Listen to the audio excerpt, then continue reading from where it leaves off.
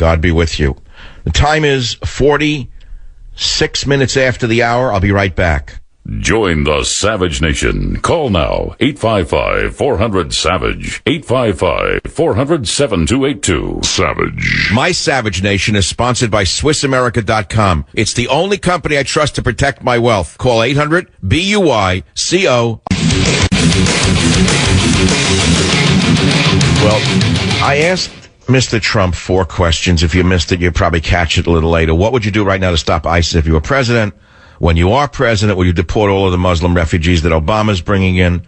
What is Obama's real reason for flooding America with Muslims right now when 30 states say no? And then I said, you took a lot of heat for attacking Carson. Don't you think all the Republican candidates should agree to attack Hillary, not each other, during future debates? I thought it was a very good and very pointed interview, and I'd like to hear your opinion of the Donald Trump interview for a few minutes. Joyce on WMAL, fire away. What's on your mind? I want to tell you that I appreciate your talking with him about attacking Carson. We are for Donald Trump, but we also like Dr. Carson, and I feel like that if Trump is elected, that he will put Dr. Carson in a position. But when it comes to the talking with Hillary, they're going to face these things again. Yes, I agree with you. Thank you very much for that. Right, I like Donald Trump more than all of them. And the other guys, there's not one of them who wouldn't be a better president than Hillary and Bill Clinton. Not any one of them up there, with the exception perhaps of Jeb Bush, would not make a better president. Does that make sense to you? Any Republican would be a better president than Hillary, except Jeb Bush, who's no different than Hillary. I mean, you know, that's a clear statement. But I like Donald's response to me when he said, I know you were unhappy with what I said about Carson. Apparently everything gets back to him, right? But he was a big enough man to come on the show and not say, screw him, I'm never coming on that show. Let Savage go you know where. He didn't do that. Now, I got to tell you something. I've been in the business 21 years. Ted Cruz won't come on the show. Carson won't come on the show. None of the others will come on the show. They don't have the guts to face me or the American people through the Savage Nation. Donald Trump does, even though I was critical of his attacks on Carson. That tells you more about Donald Trump than you already knew, and it is newsmaking, by the way. It's news that he'll come on a show where a host criticized them. Can you name one other host who criticized the candidate, and then the candidate then went on a show? I can't name that person. But having said that, I'll say something else. He really caught me off guard, Donald, when he said, you would have been, he said, if you were up there, you would have been tougher. No, he said, you're competitive, I'm competitive. He said, you know and I know that if you were up there instead of me, you would have attacked Carson probably more viciously than I than I did. I have to admit he's right. I mean, if I were up there fighting to win and to be preeminent over the other people in the pack, I probably would have gone after him tooth and claw. That's the nature of the human being. If we're competitive, right? Tell me what field people don't compete in. Take a look at that. Take a look at the female martial artist, what happened last week. You remember that with Rusi, whatever her name was? The first, is it Diane Rusi? She was the odds-on favorite, and the other girl caught her with a kick to the neck that knocked her out in the first round, second round? You talk about competition? A swift kick to the neck in a match like that ended the match immediately. Well, that's the way competition works. And right now, ISIS is kicking us not only in the neck, but kicking us in our genitals. And you know what we have going back? Slaps. Oh, stop kicking us in the you-know-where, please, Mr. ISIS, as he backslaps them. Backslaps them, that's all he's doing. And now Russia's sending in 150,000 brave warriors to do what needs to be done. And as I said before, Jake Tapwater is not going to be in the pack in a fatigue jacket following him with a handy cam. No, my friends, there's going to be no body cams on the Russian special forces as they kick indoors and throw in the grenades. You will not be seeing it on CNN tonight. This is the Savage Nation. Another 2 hours. Be here or be nowhere to learn more about Government Zero. Join the Savage Nation. Call now, 855-400-SAVAGE, 855-400-7282. Savage.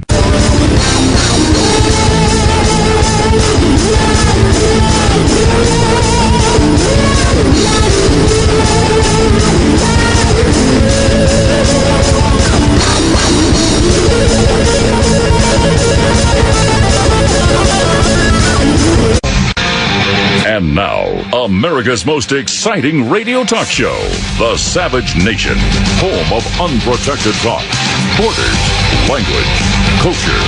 And here he is, Michael Savage. ISIL seeks to exploit the idea that there is a war between Islam and the West. And when you start seeing individuals in positions of responsibility suggesting that Christians are more worthy of protection than Muslims are in a war-torn land, that feeds the ISIL narrative. It's counterproductive. And it needs to stop. Sounds like Frito. I think we should play the Frito soundbite because this is Frito lying through his teeth, because he is actually saying that Muslims are more worthy of protection than Christians in a war-torn land. And that feeds the paranoia narrative that he's working for the enemy. So let's hold it. Listen to what preceded this from Barry Soetro in clip number 2, and then we'll go to Frito. When candidates say we wouldn't admit 3-year-old orphans, that's political posturing. When individuals say that we should have a religious test and that only Christians, proven Christians, should be admitted, that's offensive and contrary to American values. Yeah, I cannot think of a more potent recruitment tool for ISIL than some of the rhetoric that's been coming out of here during the course of this debate. Send Fredo off to do this, send Fredo off to do that. Let Fredo take care of some Mickey Mouse nightclub somewhere. I can handle things, I'm smart. Not like everybody says. Like dumb, I'm smart, and I want respect. So we didn't elect Sonny, we didn't elect Michael, we elected Frito. But in this case, Frito had a deep voice. He didn't sound like he was missing one, you-know-what. He was Frito with a deep, booming voice, and you fell for the trap. We've heard of a honey trap, haven't we? What would you call Obama's trap? His booming voice is his single greatest attribute. And you were taken in by his voice, weren't you? But underneath it all, there's Frito. It's not Sonny, the war leader. It's not Michael, the calculating leader of the family. It's the weak son that we elected in this Shakespearean drama. Now, if this were just a movie, it would be amusing and we could move beyond it. But people are now dying because of him. And to top it off, he's importing Syrian Muslim refugees who are not primarily orphans and women, but primarily men of military age. So he's a liar on three accounts. That's number one. Now, one of the big lies that's being put out by the illegitimate left is, of course, about the Jews. And we have to go into that. Today, of course, as you'd expect, I was waiting for this to happen. I knew that the day would come, and it came today. The so-called Washington Post put out an article saying that what's going on against the Syrians is identical to the negative attitudes being expressed towards Syrian refugees today. That's put out by the liberals at the Washington Post. And they dug back, and they found sentiments that support their lying position. And they showed a survey from the Gallup poll of 1938, which said that the refugees who were then Jewish were being seen in the same way that the Syrian refugees are being said today. Now, of course, you know this is a fallacious analysis, as you would expect from people with an optic chiasm that's damaged.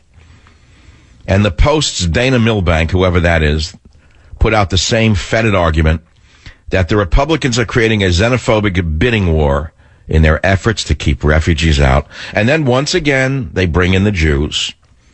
But let me tell you something. To compare the two situations is not only ludicrous, it's mentally unbalanced. I didn't read anything about Jews in the 1930s planning a jihad against the West. I didn't read anything about the Jews in the 1930s secretly plotting to kill innocent people in the streets or at sporting events or on ships, at concert venues. You know it's a false equivalency. You know that this is the stock and trade of illegitimacy. And you know that the liberals are lying through their teeth once again. Of course, there's a degree of truth in this fallacious argument. Of course, there's going to be bigotry in any group that wants to oppose the importation of refugees. But by and large, they're forgetting the big situation. Is that we are a Judeo-Christian society. We are not a Muslo Judeo-Christian society. There's not a Muslo Christian society. There's a great incompatibility between Muslims and Christians. Just understand that's a reality. If you don't understand it, then learn a little bit more about what I'm saying. Are there some racists among those saying no asylum? Sure. Almost certainly so. But the vast majority of Americans who are opposed to Muslims being brought in from Syria and Iraq are really not concerned with the religion or the ethnicity of the refugees. It's not being able to know whether they're coming here to harm us or not. And common sense would dictate that you don't bring them in at a time like this. That's the opening to hour number 2 of The Savage Nation. I also had Donald Trump on in the last hour. Many people want to comment on that interview. Phone number here is 855-400-7282. Nick on WFTL in Florida. Go ahead, please. You're the first up this hour. Michael, that was a brilliant interview. And coming from a military and police family, I'm a retired police sergeant. I was so impressed. And I did dignitary protection for Trump at events. Not him specifically, but the people who were there. A lot of, high caliber people that were at these functions at the Waldorf and so forth, at those venues. And he's going to win. He's going to win by a landslide. But the media will never admit this, of course, never. Oh, no, I'm sure that if there was an election today, he'd win like 75-25 against Hillary. America is dying for a strong man. They're sick and tired of her corruption. They're sick and tired of the fact that she caused this refugee crisis with her insane Arab Spring concept, and she is doubling down on it, and no one's calling her on it. Would you expect Jake Tapwater to call her on it? That fraud? That fraud in the media? The frauds in the media won't call her on it. Instead, they save their worst rhetoric for the American people themselves. Correct. Well, I'm glad you heard the interview. It was an important one because I frankly didn't think Donald would ever come back on the show, and I dared criticize him about the comments about whatever his name is. I forget his Carson. And he did. I'm sending you a copy of what? If you name it, you gain it. What's the book you're getting for Thanksgiving? Government Zero. You got it. Only under one condition, that you put it out with the turkey. And I mean after the oven, not before the oven. Of course. You got to put it out on a Thanksgiving table, so when you get your crackpot liberal relatives there, you don't even have to say anything. They may say, "What's that?" And say, "That's a best-selling book right now, and I'd like to discuss some of the damage that the Democrat liberals have done to this country." Thank you. Stay on the line. There was one question I asked him that I didn't get a real answer to, and that was, what is Obama's real reason for flooding America with Muslims right now when so many states are saying no? He did not go where I wanted him to go, nor did I expect him to go during a radio interview that could be used against him. The president is not only dividing the country over terrorism, his response to the Paris attacks are the opposite of what you'd expect from a commander-in-chief whose sole job, number one job, is to protect his people. This man is clearly not protecting the American people, because even if there's even a slight or remote chance that amongst these refugees there will be bombers, the logical conclusion is that at a time like this, we're not bringing them in. We're going to build a safe haven for them in Syria. We're going to cordon it off. We're going to protect it with UN troops who have nothing to do. My idea from over a month and a half ago. And we're not bringing them in here. It makes no sense. Is Obama crazy? Is he stupid? Is he locked into his doxy so sufficient that he can't even see beyond his doxy? All of those things are probably true. After what happened in Paris to bring in Muslim refugees is insanity.